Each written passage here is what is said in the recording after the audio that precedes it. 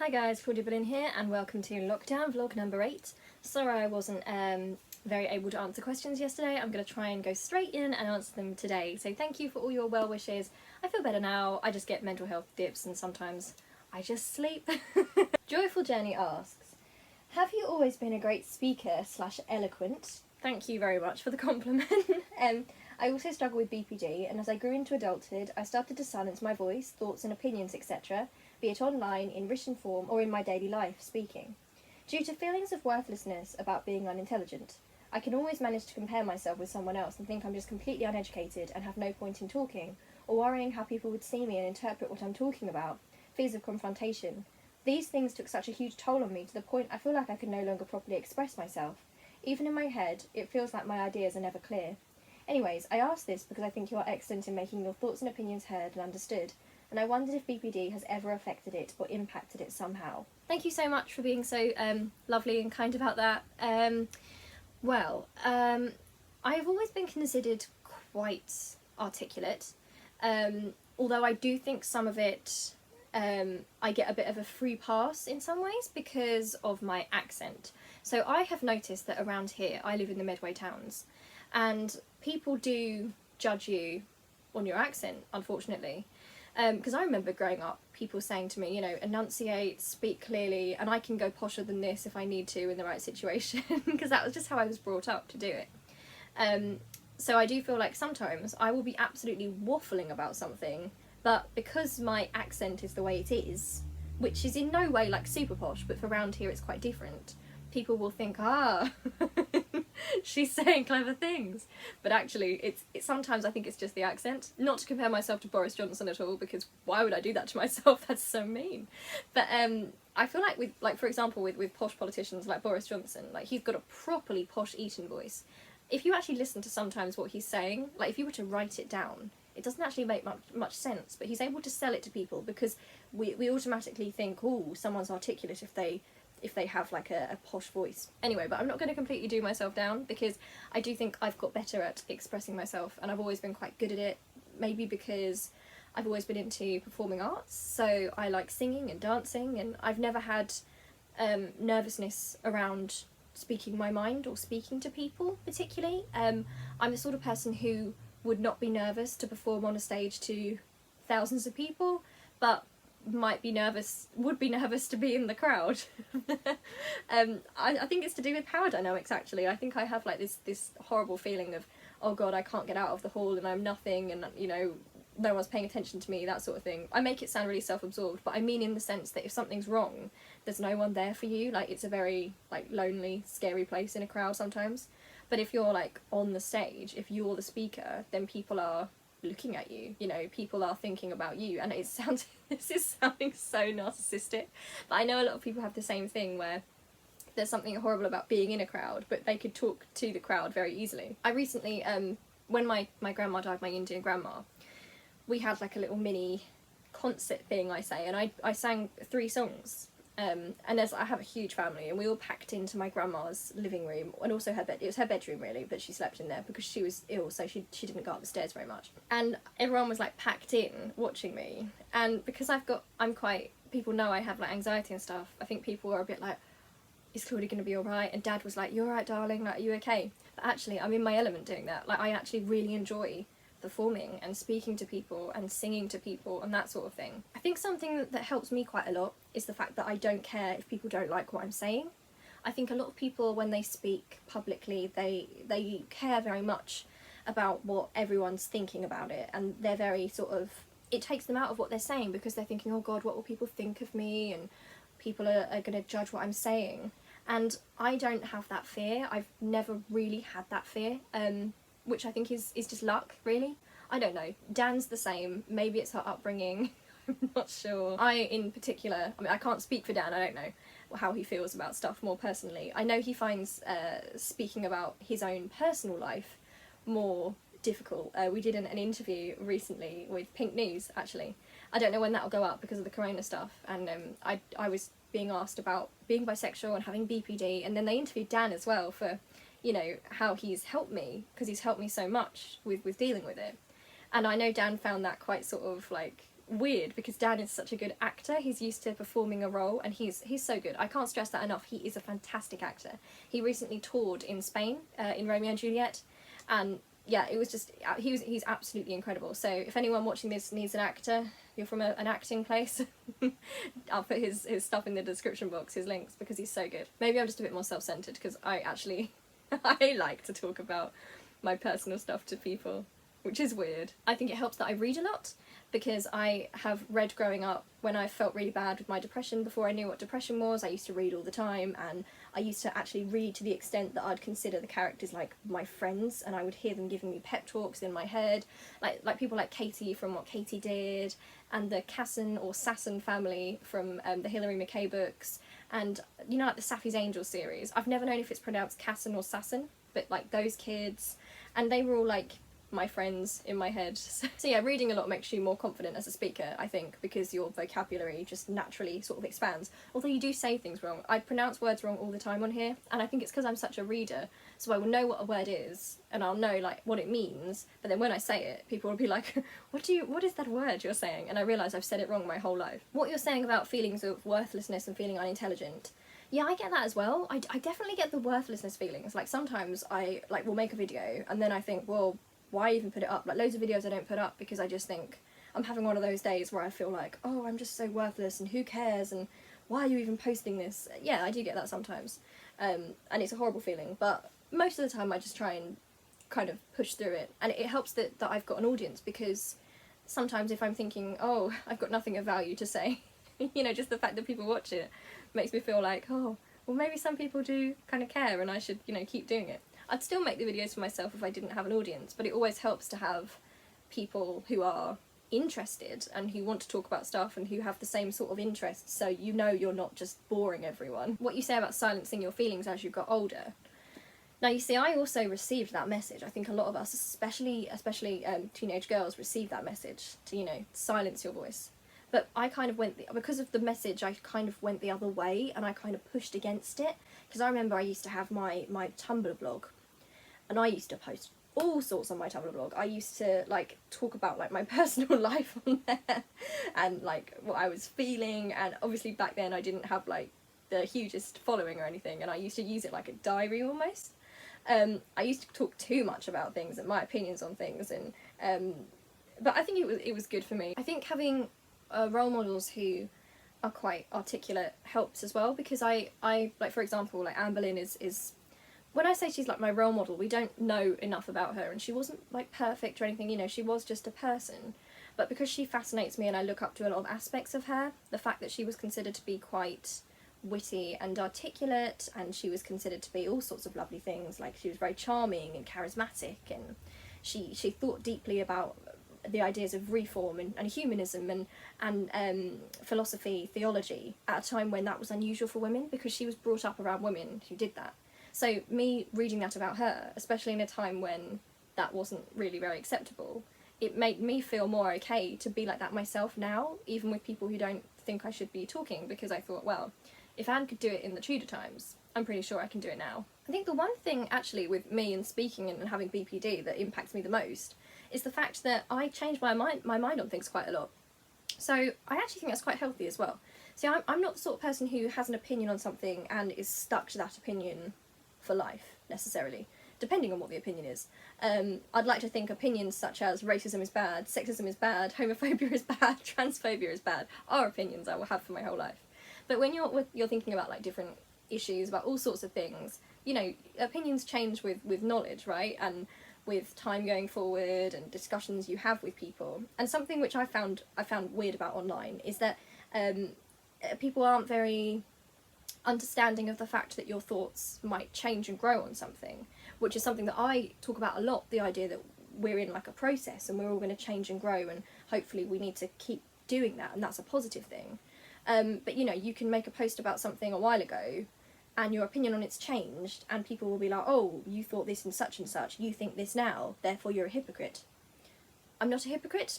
People who do that aren't necessarily hypocrites, unless they're still, you know, saying both things at the same time, in which case they are. But a lot of people just kind of like change and grow with life experience and hopefully become more hopefully become more progressive and understand more parts of the world and different experiences. But I think with BPD especially, like, my views can be quite black and white on things, so I get like an emotional response to an issue. So I might talk about something in a certain way, in an emotional sense, because of the mood I'm in then, and then the next day I'll respond differently to that same issue, which is weird to deal with.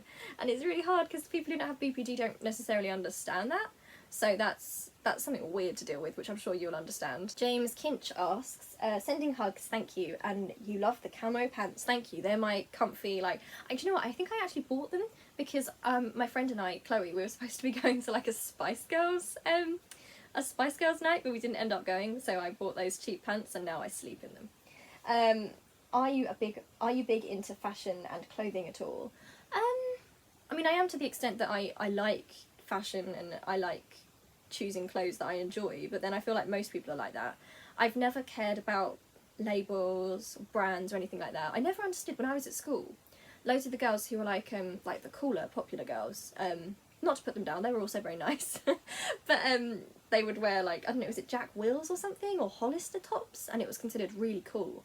And I could just never understand, like, even when I was younger, like, why are people paying more money for a t-shirt with a designer's name on it? It's just a t-shirt with a name on, like, I don't get it. My family, like my mum and I, shop in charity shops because we've had money worries on and off. Obviously mum's a single parent as well, so we've never really had the money to buy like designer clothes or anything like that.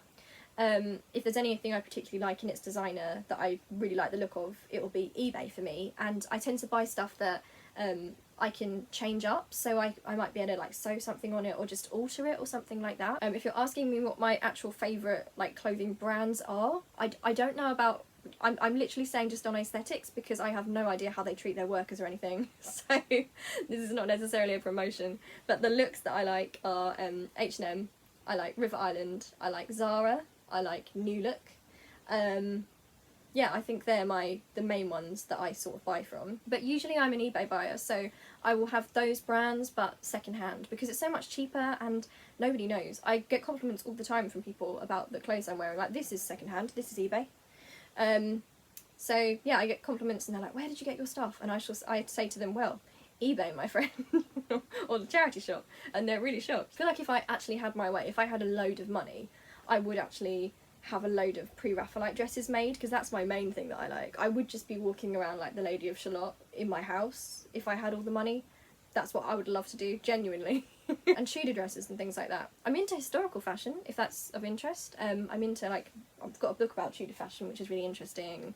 Pre-Raphaelite art and the fashion in that, like medieval style fashion. I wish that would make a comeback in like a more modern way. Okay, so now I'm going to go back to the video yesterday and answer some questions on that. I'm not going to be able to answer all of them, but I'm just going to try and answer some because I didn't get to them. Wes said, only an hour ago Wes said this, a thing I like with Six the Musical is that with all the cast rotations, there's always women of colour with their natural hair playing some of the queens, and the cast I saw had a range of heights and body types. It's really nice to see. Yes, I was so happy with that. I loved that. Actually, sometimes I feel frustrated because, like, I'm actually watching something at the moment on TV called Belgravia, and it's by Julian Fellows. It's I think it's adapted from a book. I don't know the book, but it's been adapted by Julian Fellows of Downton Abbey, and it's white, like in completely white, because it's set during the Victorian times. But to be honest, unless the piece of media itself is dealing with ideas of like race and how different races were treated, and it's going to focus on those differences, I don't see why we can't just cast anyone. Because I mean, when you're watching Six the Musical, like, it doesn't even, it's not a thing. Like, you don't think, oh, that character's not that person because they're the wrong colour. I do feel like that with accents, however. I do think that Catherine of Aragon should have a Spanish accent, and I feel like Anne of Cleves should have a German accent. But yeah, the colour thing, like, ridiculous. Their casting for Anne of Cleves is phenomenal. Like, honestly, it was one of my favourite bits of casting. Charlotte Thompson, and this isn't actually a question, but I just have to get in on this. You recommended Spring Awakening, and I forgot to say, I also love Spring Awakening. It's got some of the best music from any musical, and I would recommend it to anyone. Like, try and find it online if you can. It's quite, like, triggering because it's sort of about Germany, these repressed sort of German kids in like a really strict conservative society, and they're just kind of like reaching their kind of sexual awakening, which is why it's called Spring Awakening. But because they're not taught properly about that kind of thing, it all goes very wrong and it's very tragic. So yeah, it's brilliant though. Like, the music is incredible, and it's a great sort of angry musical. There's some good angry tracks. Singing With Myself says, I agree. If Anne was meant to be the rebel of the group, then if anything, there's an excuse to make her more political. Have her be the activist one who makes controversial statements and ends up in Twitter arguments because she's opinionated. That is absolutely the way that I would have written her. Like, absolutely. She needs to be that sort of person who says something and then does the whole sorry not sorry, or sorry you don't like the truth, that sort of thing. I mean, she would be like, I can imagine them writing her as like a proper like social justice warrior kind of thing, like always trying to get in as many digs and comments she can about how the Bible should be written in English and how like the papacy is like being corrupt and all that kind of thing. And I can imagine the other girls in the group, Catherine of Aragon, being like, oh, there she goes again, like that sort of thing. But then you'd also have like Catherine Parr being like, yes girl, yes. I feel like the two like more activisty ones would be Catherine Parr and Anne Boleyn, but Anne Boleyn would be more that sort of tweeting controversial stuff, going in there like on Twitter and stuff, maybe a bit like the sort of thing that I do, and getting into trouble, whereas Catherine Parr would be more kind of like maybe dignified with it and more like calm and more sort of like, you know, making like empowering speeches and, you know, women's equality, all that kind of thing. Anne would just be saying a load of stuff on Twitter, like she'd be angry. I mean, like if you think about what she actually said in life, like Anne had a temper. I mean, she was also considered to be very gracious and well-mannered, but yeah, she did also have like a temper on her, which you can understand, especially given the circumstances. And, you know, there's that comment about how, oh, I'd rather see Catherine of Aragon hanged than acknowledge her as my mistress. Like, you can imagine her just, like, tweeting that out, can't you? I know they kind of make a joke of that in the song, you know, the whole, he doesn't want to bang you, somebody hang you. But it would just be interesting if they'd gone more into the reasons for that, because it makes it sound like this kind of petty, like, wife versus mistress, when in reality it was, like, the papacy and the strict Catholicism versus reform. Like, imagine if you had, like, Catherine of Aragon being, like, a sort of, like, conservative, and Anne being, like, Labour, and then being, like, at loggerheads. Because obviously Catherine of Aragon believed, she believed a load of sexist stuff, unfortunately, and she taught Mary I the same thing. Like, the tutor she got for Mary was teaching Mary that women shouldn't have an opinion, that they should be owned by their husbands, that they didn't have a place to speak, which is so ironic because Catherine of Aragon herself was actually incredibly powerful. So, yeah, I can absolutely, I'm with Anne on that argument, by the way. Like, absolutely, if I was around then, I would have been into reform, of course. Reform was more about, like, women's equality and that sort of thing, and there were lots of important women in that movement who wrote a lot about it and had a lot to say, whereas in like that time period of Catholicism, not to knock Catholicism today, but in that time period, it was very much women shouldn't really speak. I also feel like Anne would be the one to be like yelling out like controversial political slogans, like starting up the old Jeremy Corbyn chant or something. The others are like, not during the performance, Anne. We're not allowed to be political, the management says no. Anne's just like, screw the management. That would have gone so well with the character they already made for her, because she already comes across as the sort of character that would like climb on things and be like, the rocker, and like, I don't care, I'm the rebel, I say what I want. Aragato Cat says that they learn a lot of languages, amongst other things, as a way of feeling accomplishment and eating up time. What would you want to learn? Have you learnt a language?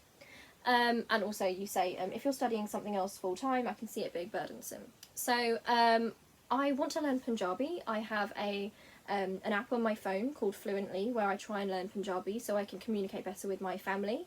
My family do all like speak English, but especially like my aunties who came over from India, they are not completely fluent. Or also just like little chats, and my family just like, they break into Punjabi sometimes and have like jokes in Punjabi, and sometimes I'm sitting there and I recognise like little words, but I'm just like, I don't know what's going on. So yeah, I want to learn Punjabi. I'm just doing it bit by bit on the Fluently app. I'm not particularly good with languages. I wasn't very good at them at school because I don't have I'm someone who has like creative bursts, so that's why I'm quite artistic and good with literature. Things like maths, where you have to just dedicate a certain amount of time and just keep going, and languages, my brain isn't very good at that. Tom Di Giovanni says, does the technology exist for you and Dan to do a video together remotely? Would love to see the season finale of Claudia and Dan dissect Doctor Who.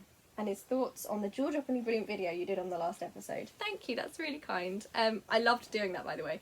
If anyone's interested in hearing me talk about Doctor Who and colonialism and the British Empire, I did make a video with art in it and everything, a video essay that you can watch if you fancy watching something.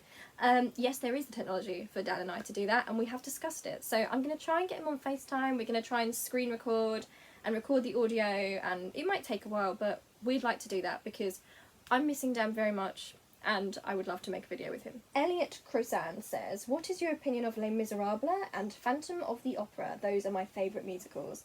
They're nice choices. I like Les Mis because it's about the revolution. My favourite character in Les Mis is Eponine. I've always liked Eponine more than Cosette. However, I personally would like to see Eponine and Cosette get together.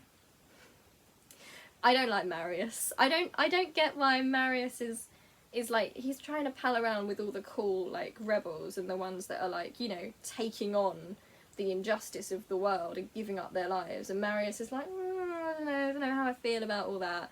And then he's the one that survives out of everyone. I mean, come on. Phantom of the Opera I went to see in London. I thought it was fantastic. I saw Sofia Escobar as Christine. I thought it was wonderful. I love the music from Phantom. I think that I always wonder if Phantom is like a bit of a self-insert from Andrew Lloyd Webber. That's sort of like, I'm the genius, but I hide my face. I'm slightly older, you know. You wouldn't like me, but I'm secretly in love with you. And oh, then you did fall in love with me by chance, you know, with my beautiful music and my lair. I don't know, I have beef with Andrew Lloyd Webber because Andrew Lloyd Webber is such a Tory, and it broke my heart because when I was younger and really into musicals, I was like, yes, Andrew Lloyd Webber, because he's so talented, undeniably, he's very talented. And then he became, I don't know if he became a lord or something, I'm not sure, but he voted to keep low earners earning low or something like that. I'm not sure the exact thing, it was a while ago. And he's just coming out as a Tory time and time again, like hardcore. And it's sort of like, why? So yes, I do like Phantom of the Opera, but I hesitate to like raise Andrew Lloyd Webber, and it breaks my heart as well because he did the music for Cats. I love Cats the musical. Don't like Andrew Lloyd Webber. JP Haggerty says, firstly, welcome to the Queendom. Thank you very much. Secondly, I think I might have BPD or EID. I haven't been clinically assessed or diagnosed, however I do experience many symptoms. It was actually through your vlogs that I started relating to the struggles and wondering if I too had BPD. One of the difficulties I'm facing during the quarantine is the inability to see or speak to that one person people with BPD tend to get very attached to, a favourite person. I wanted to ask if you had any words of advice or reassurance during these times, how to maybe manage emotions during separation from them. I currently don't know when or if I will be able to see them again, which obviously is weighing very heavily on my mind and having a negative impact on my mental state. First of all, I'm really glad to hear that my vlogs helped you kind of come to terms with some stuff. And I would also say don't worry about not being clinically assessed or diagnosed, because even if it turns out you don't have BPD, if you're relating to those problems and those issues, then like the therapy for it, which helps those issues, will undoubtedly help you as well. And it does sound from this like you probably do have it, but I don't know, obviously I'm not a doctor, but yeah, I don't see any harm in that. If it helps, it helps. Yes, I know the feeling. I don't have it's weird, my favourite person thing. I don't have like a specific favourite person, but I have this thing where I can't be away from my mum for a long period of time, to the extent that it's really impacting on, like, it impacts on both our lives, because I can't like be away from her. Like, it's really horrible and difficult and hard. But actually my favourite person, in terms of my actual favourite person in the world, is Dan. So, and Dan is like my best friend, obviously. So having Dan away is really difficult. I mean, I've come to terms with it because when he goes away to uni it's hard, but like, he's just down the road and I want to see him. Can you speak to this person via FaceTime, or can you call them? Can you even like, is there any way of contacting them? Because keeping up the contact helps. I mean, just messaging with Dan helps me, and it does help me when he's at uni as well. That's kind of all I can advise, because we don't know how long this is gonna go on for, and I can't advise you to go and see them because that might put you at risk or them at risk.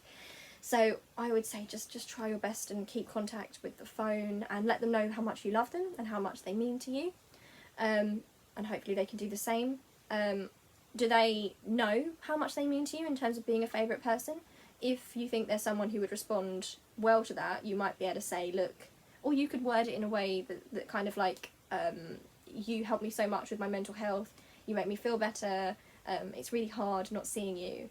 And maybe that way they might be able to make some more time for you. So, you know, you might be able to talk daily or every other day or something. Annie Bell 1414 says, I'm copy and pasting my question from the last vid, as I would love to hear your thoughts on this. Thank you. Have you ever read Philippa Gregory's The Boleyn Inheritance? And if so, what did you make of Gregory's portrayal of Catherine Howard?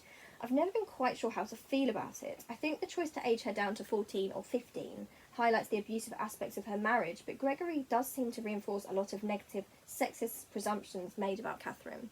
Yes, I have read it. It's one of my favourite books, in fact, and it is on that shelf, which you can't see because... No, there. It's on that shelf. Yes, so The Other Boleyn Girl and The Boleyn Inheritance are weird books for me because on the one hand they are two of my absolute favourite books, because something that Philippa Gregory does so well is she really throws you into that time period. It kind of feels like modern, like the people in it are just like people now, but they're in a different time period. I'm not explaining that right, obviously. If it's a historical book, that's what it would be. But she makes you feel it. It's like you can smell it and understand the tensions and the politics all going on in the background, while also managing to get these character studies and these character arcs. Like, she's so brilliant at that. But also there's lots of factual stuff wrong, obviously, like especially in The Other Boleyn Girl, like with Mary making her younger in The Other Boleyn Girl. The way she writes Anne, without really focusing on her reformist views and making her like the stereotypical kind of I'm climbing the ladder and I'm a bit spiteful kind of character. Making George Boleyn gay, which I've got no issue with him being gay, obviously, as a bisexual person myself, but also, why? I mean, cool, but why? Jane Boleyn, when you've got... They make her into a villain, and obviously, from the Boleyn Inheritance, she is such a villain. They almost make her out to be some sort of, like... She's almost creepy, isn't she? And I think that is so cruel, because... That's a historical person. I understand in fiction, but that's a real historical woman who probably wasn't like that at all. I need to read The Boleyn Inheritance again, and I think I will do quite soon. But from what I know, I like you said, I liked the aspects where Kitty, that's the nickname of Catherine Howard, was written very childlike. And I especially think the idea of using the perspective of Jane Boleyn and Anne of Cleves to kind of... their opinions on her. I mean, they think of her as a little girl, don't they? A silly little girl. So the tragedy is huge. I mean, especially, oh my god, the part of the book where she's told she's going to be executed, and she says, die, and they say yes, and she says, me, and they say yes, and she says something like, but I'm just 17, or something like that. I don't know, I can't remember how she is in the book. I know you said she's 14 to 15, but I don't know how old she is when she dies in the book, I'm not sure. But it really gets you, because she is written as a child. She seems in some ways even younger than like 14 or 15, because she's been so sheltered and all these lecherous men around her, and you worry about her. But yes, I do also think it plays into some of the ideas of her being flirtatious and promiscuous. It's interesting, like what they did in Six the Musical, where they play with the idea of her being maybe more sexual because of what she's been through in the past and because of some trauma, so she's quite traumatised and she would like love and attention, and she's not sure how to get that because she's never had that. And in that sense it's very tragic. But also they go with the idea that she wasn't very clever, and there's nothing to tell us that she wasn't very clever. People might say, oh, it wasn't very clever to have an affair, but then to them I would say, we don't know that she had an affair. We know that she cared a lot about Thomas, and she was young and he was her age-ish. And her husband was this old man, this old lecherous man who used her and didn't see her as an equal. I believe she had an interest in midwifery, actually, Catherine Howard. So I feel like, you know, had she been allowed to grow up, who knows what she would have done or how she would have helped the world. So I think it really gets the tragedy of how young she was. You know, people don't think of that when they think of the Queens. They don't think about the fact that, as horrific as it was for all of them, that was a child. You know, she really had no options. I mean, she had to marry this old king. She was pushed into marrying the old king, and you know, whatever happened, it was going to be miserable for her. I mean, I can forgive the idea that Philippa Gregory actually makes it a full-blown affair, because we don't know what happened, and obviously if you're doing fiction and it's a novel, I can understand that being more dangerous than her just having a crush, and more relatable to us now, you know, what we would think of as cheating. It would have been thought of as differently back then. But yeah, it's mostly Jane Boleyn that upsets me in that book. I just feel like they really did her wrong. We have no evidence that she was ever a nasty person. The way they write her with Anne and George is just so sad. Like, you know, the outsider that they don't like, but she's obsessed with them and she's weird. And we don't know that. We know that she didn't stand up for them. She might have given evidence against them. You know, we don't know the full facts. But again, we're looking at a time period when, in some ways, that might have been considered the best thing to do for your family member. Because if you think they're going to go anyway, they are going to die, then what you think of is you might think of your legacy. So you might think, what would they want me to do? Well, they're not going to want everything forfeit to the crown. What can I do to help them? Well, I guess that's all I can do now. That's one way of thinking about it. So, yeah, that's all the questions I'm going to answer for today. I love you loads. I will see you tomorrow, and I've missed a walk with my mum, by the way. She went out for a walk during this, and now I feel sad. Okay, love you loads, and I'll see you really soon. Bye!